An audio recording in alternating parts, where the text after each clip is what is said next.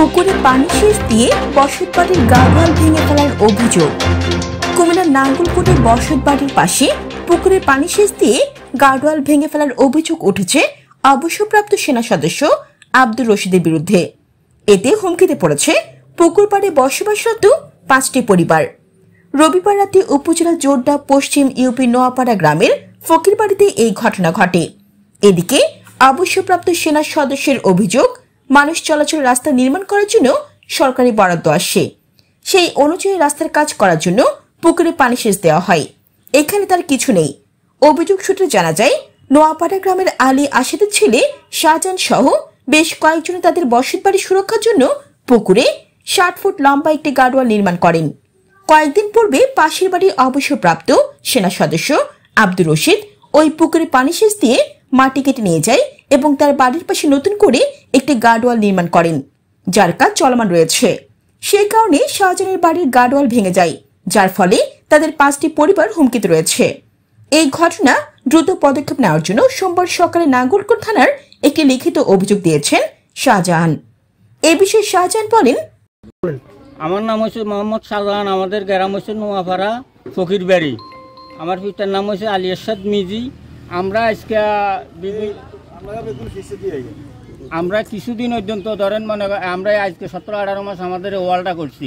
করার পরে এই আমাদের বাড়ির লোক রশিদ হে মনে করেন হে প্রভাব খাটাই আমাদের ওয়ালের সাইডের মাটিগুলো কাটি নিয়ে আজকে আমার কাটি নিছে, রাতকে পুকুরের পানি ফিসি পুকুরের পানিগুলো হেঁচে আমাদের ওয়ালটা ভাঙি হেলা দিছে।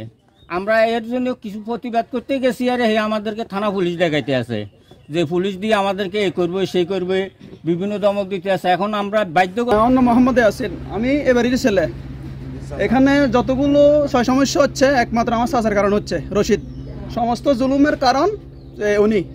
আমার বাড়ির মধ্যে আমরা কেউ বাড়িতে থাকি না, আমাদের ফ্যামিলির সবাই আমরা বাইরে যারা আছে 3 ভাই আমরা বাইরে থাকি সবাই। আমাদের বাড়িটা পুরা খালি।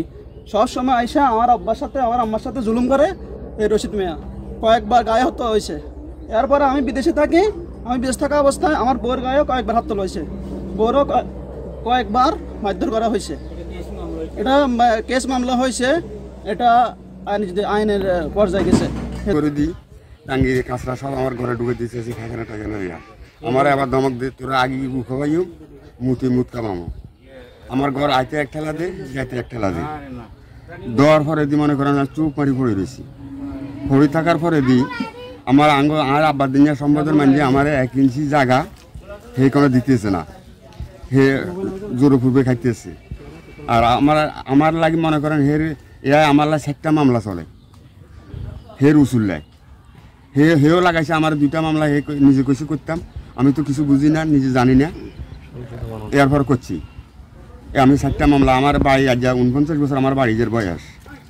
আমি জায়গাটা আব্বা বেশি গেছি শাসকের কাছে, আর শাসকরা তুলেছি আমি। লওয়ার পরে দি মনে করেন আজ 49 বছর বাড়িতে বাস করি, হাতে লগে গুতাগুতি 39 করি। আমার লাগে দিছে কি। আমার নাম মোহাম্মদ আব্দুল সত্তর। আমার গ্রাম নোয়াপাড়া 8 নম্বর ওয়ার্ড, জোড্ডা পশ্চিম, থানা নাঙ্গলকোট। আমার বাড়ি ফকিরবাড়ি নোয়াপাড়া। আমার বাবার নাম আলী আসাদ মিজি। আমি একজন সৌদি প্রবাসী। আমরা এই গার্ডওয়ালটা দিছি এই 17-18 মাস হয়েছে। আমি প্রবাসে থাকি, চলে গেছি। এখন এই আব্দুর রশিদ আমার কাকে লাগে, হে অবসরপ্রাপ্ত সেনাবাহিনীর সৈনিক। এই আমার এই ফিলারের নিচের থেকে মাটি কাটি হের দেওয়ালের বাড়ির ওয়ালের লগে নিয়ে মাটি কাটি পড়ছে। তো এখন বর্ষার সিজন, হের ওয়ালে যখন মাটি ভাঙতে যাইতেছে, হে এখন পুকুরি চিয়ে হের দেওয়াল দিতেছে, আর আমার দেওয়ালটা এখন ভাঙে গেছে এর কারণে। এই বিষয়ে অভিযুক্ত অবসরপ্রাপ্ত সেনা সদস্য আব্দুর রশিদ বলেন, গার্ডওয়াল করাচ্ছি, নির্বাহী দিয়ে করাচ্ছি, এটা সবার জনগণের জন্য। মানুষ পড়ে যায়, কষ্ট পায়, যে আর বাকি জীবনে কদিন বাঁচবো, জনগণের সেবা করে যাই। এর সেবার জন্য আবার রাজনীতিকে ওই যে মুবাশির ভাইয়ের সাথে জড়িত, রাজনীতি করি আলহামদুলিল্লাহ। আমাদের 14 গোষ্ঠী বিএমপি করতো, আমরাও করি, এখন আমিও আছি জড়িত বা সক্রিয়ভাবে। তো এখন ওই যে পানি কত ফিরছে, এটার জন্য গার্ডওয়াল পড়ে নাই। গার্ডওয়াল পড়ছে ওদের আমার বাতিজাতে ফিলার দিচ্ছে। ফিলার দেওয়ার 7 ফিট পর ফিলার দেওয়ার কথা, যেহেতু পুকুর, তারা দিচ্ছে 17 ফিট পর। এবং নতুন করে তারা 1.5 মাস হয়েছে মাটি ফেলাইছে, 2 মাস মাটি ফেলাইছে। এই মাটি ওদের ওই চাপটা সহ্য করতে পারে নাই। আমি মাটি করতাম, এই পুকুরের মাটি আমি মিশন থাকতে ফোন করে বলে দিচ্ছি তোমরা নাও। পাশে আমাদের যে পটটা হয়েছে এই পটটা আমার এই পুকুর থেকে মাটি নিছে, ওরাই নিছে, লুটপাট করে মাটি নিছে, যে যেমনি পারছে এদের গর্ত করছে। গতবারে ওরা বলছে আমি মাটি কাটছি, আমি অল্প কটা গত বছর জুন মার্চে মনে হয়, কিন্তু সেটা সামান্য মাটি, আমি আমার ঘরে টাক দিয়ে মাটি ফেলাইছি। এই মাটির জন্য এখানে এটা পড়ার পরে তারা খেপে গেছে। আর আমার ঘরের পিছনে একটা ওয়াল করছি, ওই ফ্যামিলিটা খেপে গেছে।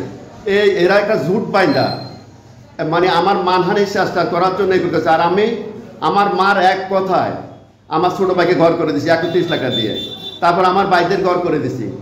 মানে এখন আমার একটা ভাই আমার এন্ট্রিতে চলে গেছে, সে আমার জায়গার মধ্যে তার ঘর। আমি বলছি ভাই আপনি এটা সরান, আমি এটা ওয়াল করে ফেললে মেয়েরা কখন আসবে না আসবে, আর আমি কদিন বাঁচবো? আর্মির থেকে আসার পর তো বেশি দিন বাঁচে না মানুষ, আমি ফেরাসের দাম দেওয়া লোক, তো কখন মরে যায়, আমি অসুস্থ। সেই গছ সরাচ্ছে না। আর আমি পিছনের ওয়াল জায়গা আমি 30,000 টাকা দিয়ে মাপজোপ করছি, এই মাপের আছে, নকশা আছে, সে অনুযায়ী আমি পিছের ওয়ালটা করতে পারছি। আমার ঘরের পিছনে পিছন ওয়ালটা করতে যাইয়া ওই ফ্যামিলির সাথে দ্বন্দ্ব মোটামুটি যা হয়, আমি কোনো দ্বন্দ্ব করি নাই, ওরা হাউটাও করছে। তারপরে আলাম করে ফেলছি, করে পরে ওই সীমানা পর্যন্ত আমার বাইরে করেছে আপনাদের দরকার আরো 500 ফিট ছাড়িয়ে দিয়েছি, আপনি দিয়ে দেয় আপনার ঘরটাও সুন্দর। আপনার ঘরের মধ্যে এভাবে মানুষ থাকে না, ভূত মানে পৌঁছে ঘরটা শেষ হচ্ছে। শুধু আমার জায়গা যেন না দেওয়া জায়গা না দেওয়ার ইচ্ছায় এই ঘরটার মাঝে সে বসবাস করতেছে। এবং খুবই কঠিনভাবে বসবাস করতে, মানে আমার কষ্ট হয়। একদিন লোক কোলে পেটে নিছে বড় ভাই, তো এই জন্য কিছুই বলি না। এখন তারে ইয়া করা রিসেন্টলি আবার তাদের নামের কেস মেস অনেক হট্টগোল, এগুলা সব আমি দৌড়াদৌড়ি করে ঠিক করছি। অন্তত 20টা কেস তো হবে। পোলায় বাপের নামে করে, বাপে পোলার নামে করে, পোলার বউ বাপের নামে করে, বাপের এইগুলা। আচ্ছা, মূল ঘটনাটা তিনি আরো বলেন, এই পুকুরটির মালিক তিনি। তারা গার্ডওয়াল করার সময় 7 ফুট পরপর পিলার না দিয়ে 12 ফুট পরপর পিলার দেওয়াতে সমস্যা হয়। পাশাপাশি গত বছর পুকুরে মাটি কেটে ওই গার্ডওয়ালের উপর ফেলে, এতে করে মাটির চাপ সইতে না পেরে গার্ডওয়ালটি ভেঙে যায়। এই বিষয়ে নাঙ্গলকোট থানার ওসি AK ফজলুল হক বলেন, অভিযোগের আলোকে তদন্ত করে আইনগত ব্যবস্থা নেওয়া হবে।